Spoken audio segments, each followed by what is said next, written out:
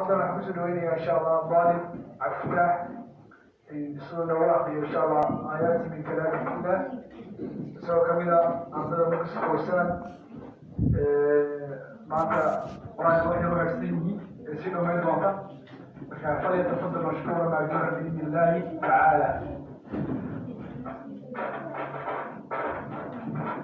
أعوذ بالله من الشيطان الرجيم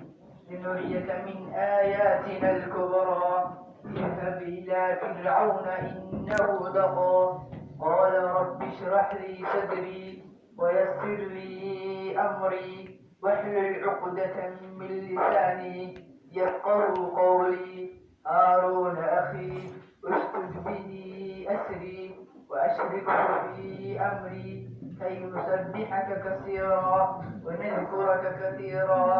إنك كنت بنا بصيرا قال قد أوتيت سؤلك يا موسى